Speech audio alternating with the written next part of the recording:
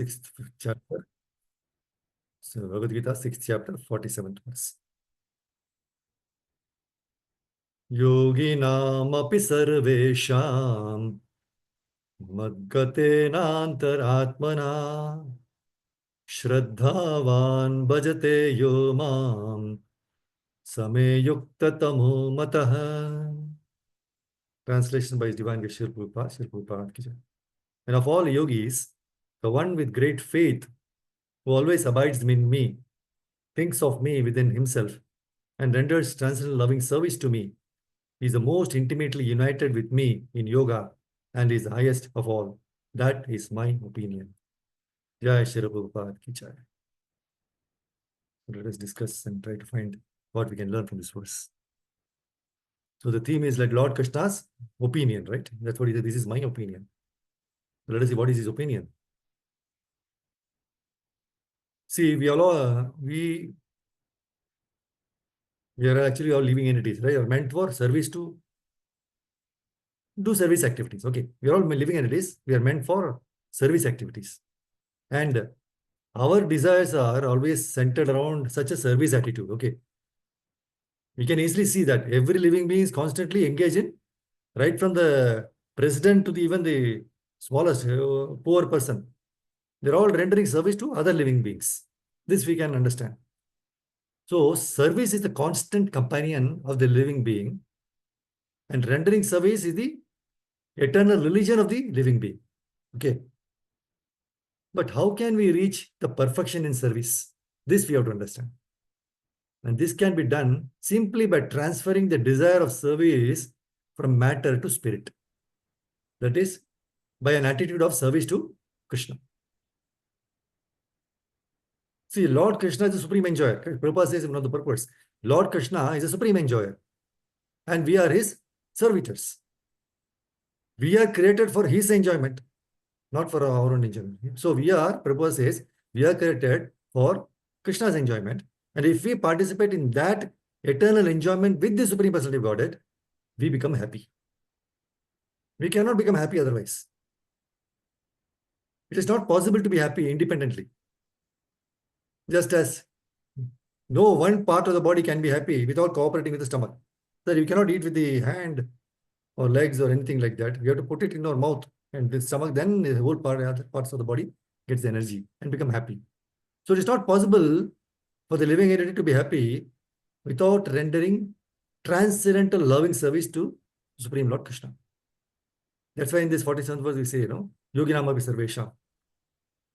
That's why Krishna says, Yoginam api sarvesham madgatena antar atmana shraddhaman bhajate yomam same yukta tamo mataha. Of all yogis, the one with great faith who always abides in me, that is first, who always abides in me, that's the first point is with great faith, always abides in me, thinks of me within himself, and renders transcendental loving service to me, is the most intimately united with me in yoga, and is the highest of all. That is my opinion, which Krishna says. So service for the cause of the Lord is devotional service to the Lord.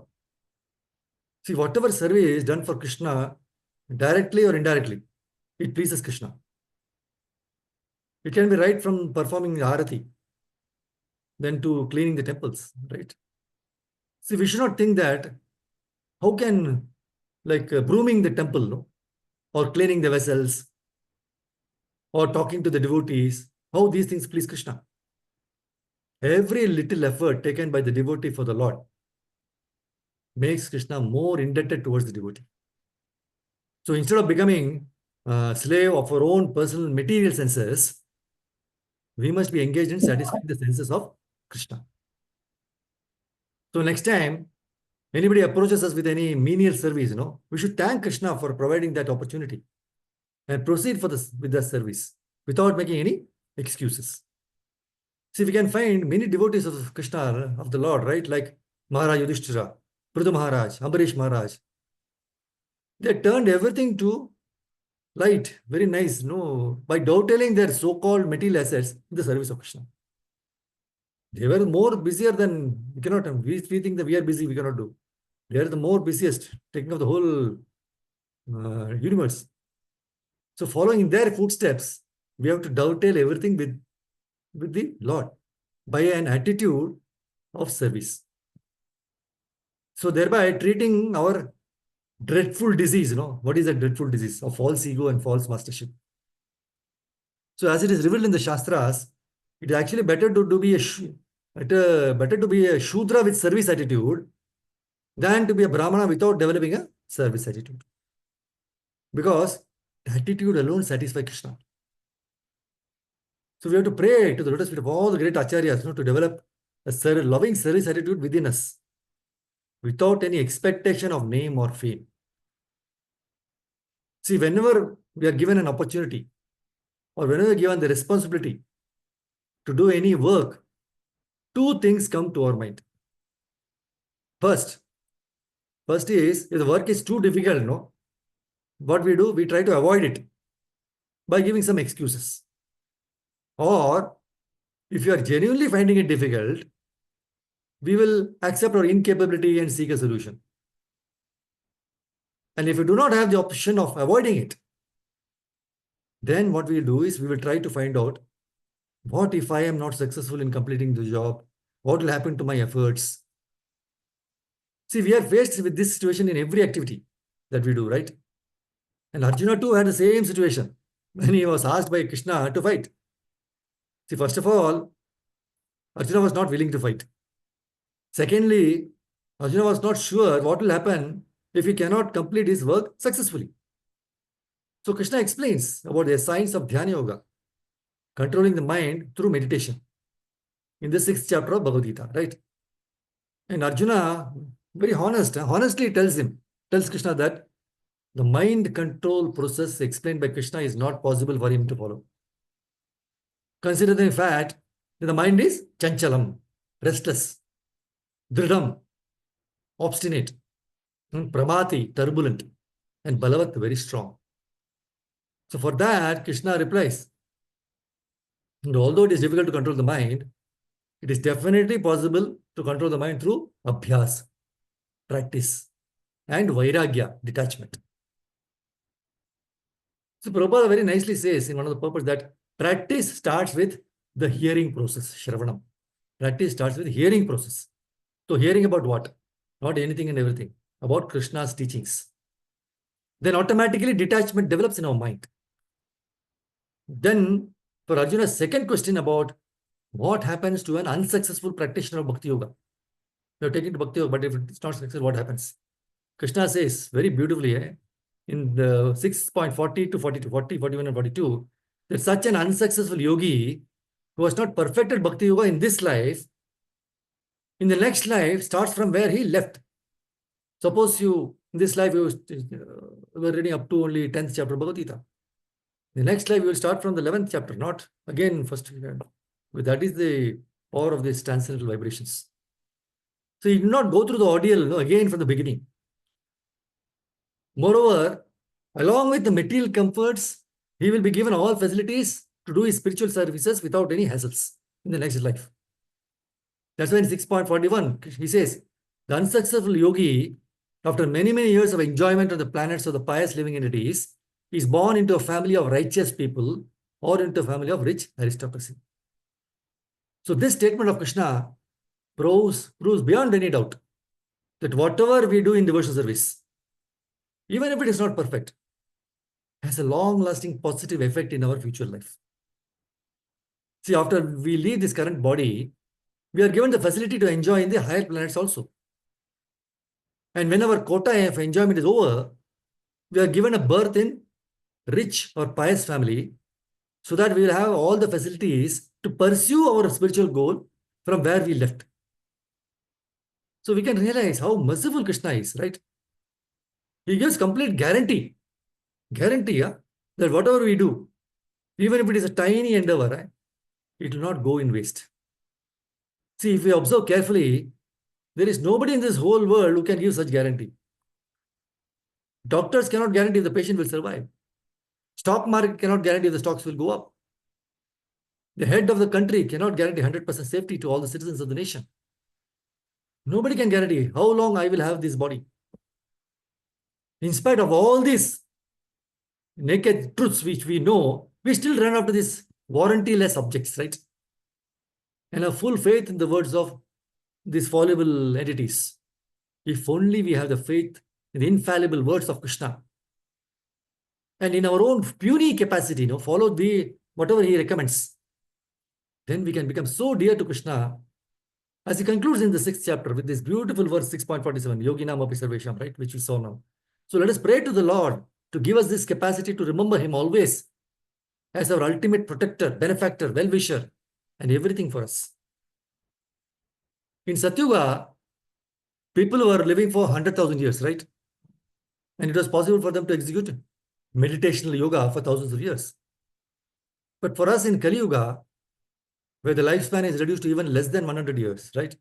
Srimad Bhagavatam verse 12.3.52 says that simply by chanting the names of the Lord can give us a perfection of yoga, which is achieved in 10,000 or more years of meditative yoga in Satyuga, just by chanting in Kali Yuga. See, all the perfection yoga culminating in realizing the transcendental form of Krishna face to face can be achieved in the present age by Bhakti Yoga. By glorification of Krishna through the chanting of Hare Krishna, Krishna Krishna, Hare Hare, Hare Ram, Ram Ram, Hare Hare. So Krishna concludes in the 6th chapter, right, by stating that the culmination of all yogas lies in Bhakti Yoga. That is rendering of devotional service unto Krishna. Actually, all the yogas described in Bhagavad Gita, right, Krishna is the ultimate destination for all yoga systems. And if you see, Kardama Muni also was meditating on Krishna in trance for 10,000 years and achieved success. That's why this 6.47 verse is very important. So it is concluded, the topmost yogi is he who is always thinking of Krishna within himself. Who can think of Krishna all the time? One who has developed love of Krishna can think of him constantly. As it is beautifully given in Brahma Samhita verse 5.38, Premanjanachurita bhakti vilochanena santas sadaiva hridayeshu vilokayanti. Whom the pure devotees see in their heart of hearts with the eye of devotion, tinged with the salve of love. So this stage of pure, unadulterated love can be attained by the simple method of Hari Kirtana. That's why in Chaitanya Charitamrita Antalila, verse 20.11, Chaitanya Mahaprabhu assures us, simply by chanting the holy name of Lord Krishna, one can be freed from all undesirable habits. This is a means of awakening all good fortune and initiating the flow of waves of love for Krishna. And further in Chaitanya Charitamrita Lila 20.14, Chaitanya Mahaprabhu declares, the result of chanting is that one awakens his love for Krishna and tastes transcendental bliss. So ultimately, one attains the association of Krishna and engages in his devotional service, as if immersing himself in a great ocean of love. See, devotional service, it frees us from all reactionary work. Liberation from material bondage is therefore a byproduct of devotional service. See, it is not the aim, but the byproduct of devotional service. So attainment of spiritual knowledge is not sufficient to ensure liberation. Such knowledge, just knowledge, must be overcoated with devotional service, so that ultimately the devotional service alone predominates. Then liberation is made possible. See, first are the karmis, right? They run after this reactionary work. Few of them then afterwards leave, because they are tired, they are failures, whatever it is, they are tired of the reactionary work. Then what they do, they run after Gyan, knowledge. Nobody understands that unless the knowledge or yoga, right? See, there are 4 people, right? Karmis, Gyanis, Yogis, and Bhakta. So these Gyanis and Yogis, they may be trying very hard, but they don't know that this knowledge has to be overcoated by devotional service. Their yoga also to be overcoated by devotional service, right? So many times we say people, see, we request people, please get up early in the morning. But he says, I may get up, but what is to be done? You say, ask him to get up. So what to do now after getting up? They don't have any engagement. So unless you are engaged constantly in remembering Krishna, what are you going to do getting up early in the morning? You may get up. You may sit also. But then the blanket is there, right? And the cold climate is there. Rain is there. Darkness is there. Again, you cover your body and sleep. What is to be done? So unless the knowledge that is getting up early is beneficial, right? That is very important. So you get up early and you don't have anything to do. You go back again to sleep. Instead of that, if you have to remember Krishna, then you have plenty of work you have to do. There are a lot of engagements. Bhagavad Gita 700 verses. Bhagavatam 18,000 verses. Then Chaitanya Charitamrita, nectar of instruction, nectar of devotion. How much is to be done and we are short of time, right? This is the meaning of this overcoated. So this knowledge must be overcoated by devotional service. Otherwise, Gyanis, they are destroyed. Gyanis, they are regarded as mad person, right? See, Gyanis in the modern world are psychiatrists. Plenty of knowledge. They themselves are mad and they try to see whether you are mad or not. How can mad person detect whether you are mad or not? Right? See, 5,000 years ago, when this yoga system was discussed between Krishna and Arjuna, Arjuna frankly admitted that this system was very difficult for him. See, because Arjuna thought himself as a grihastha and a military man. So, concentration of the mind and sitting in a posture, looking at the point of the nose, so many systems, finding out a secluded place alone, observing so many rules and regulations, asana, dhyana, dharana, pranayama. So he thought it difficult for him. So Krishna says, but by practice is possible. But in practice, the first thing is important is Shraddha. Shraddha is the beginning of everything. Faith. If you have no respect for Krishna, if you have no faith in Krishna, there is no advancement of spiritual life or yoga life. So it is said Shraddhavan, Adav Shraddha. So the beginning of spiritual life is Shraddha, faith. Adav Shraddha Tata Sadhu Sangha. Chaitanya Charitamrita Madhya Leela says 23.14 and 15. First of all, faith. And faith has been described by Krishnaraj Kaviraj Goswami. He says faith means Vishwasa. So this is Shraddha, right? Shraddha means firm faith. So as Krishna says, Sarva Dharma Parityaja Mamekam Sharanam Vraja. 18.66 Bhagavad Gita. So unless one has got faith, see why one should consider himself that I must be completely surrendered to Krishna. So unless one has got faith, he will not do that.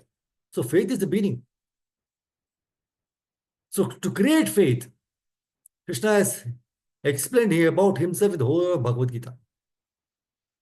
So one who is fortunate, no, after reading Bhagavad Gita thoroughly, he will have strong faith in Krishna. So if you have failed to achieve this status of faith, then there is no question of progress. So we have to develop with faith. Otherwise, we have faith in so many other things, right? Doctors, pilots. We don't ask when doctor prescribes a prescription. We don't ask whether he is qualified or not. We just 100% faith. We book the tickets.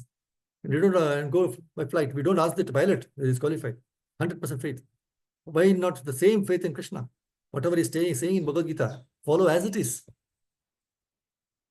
So the purport of this verse 6.47, Prabhupada very beautifully says, the culmination of all kinds of yoga practices lies in Bhakti Yoga. All other yogas are but means to come to the point of Bhakti in Bhakti Yoga. Yoga actually means Bhakti Yoga. And all other yogas are progressions towards the destination of Bhakti Yoga. See, from the beginning of Karma Yoga to the end of Bhakti Yoga is a long way to self-realization.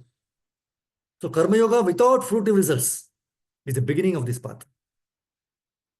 So Prabhupada says when Karma Yoga increases in knowledge and renunciation, the stage is called Jnana Yoga.